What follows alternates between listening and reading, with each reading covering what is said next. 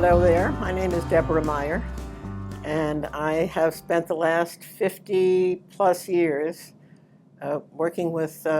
in schools and with children from the age of 4 up to through high school. Started a number of small schools in New York and Boston, and am now retired, which means that I miss very much being in the middle of a school world, which I think is a very exciting and intellectually and socially and morally the best place and way to spend one's life. I came into schooling, education, by accident, thinking it was the last thing in the world I was going to do, but it turned out I took a job as a kindergarten teacher by accident, just a thing I could do for a few years when my children were young, and turned out I was in love with it. And because kids are interesting,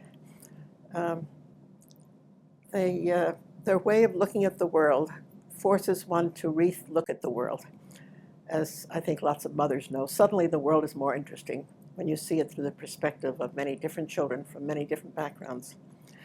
But what also fascinated me was the connection between schooling and democracy, and how much we have forgotten the importance of the common school, the common space, the public square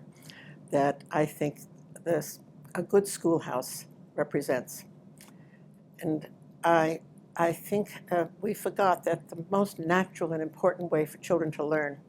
is by keeping company with interesting other people, interesting adults, interesting peers, and that families and adults inside school need to surround children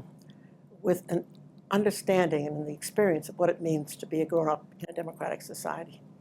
And I think on the whole, our schools have, unfortunately, the last thing they represent is what a democratic culture looks like. And I wrote a book called The Power of Their Ideas many years ago, which tries to describe what the life in a school is like when we prepare kids to be strong, feisty, sometimes difficult citizens that democracy requires. And that means you have to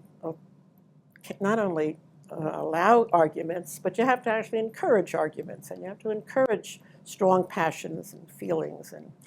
and you want them from the adults as well as the young people. You want young people to see adults who have strong and passionate interests in the world and how they work together to build a strong community.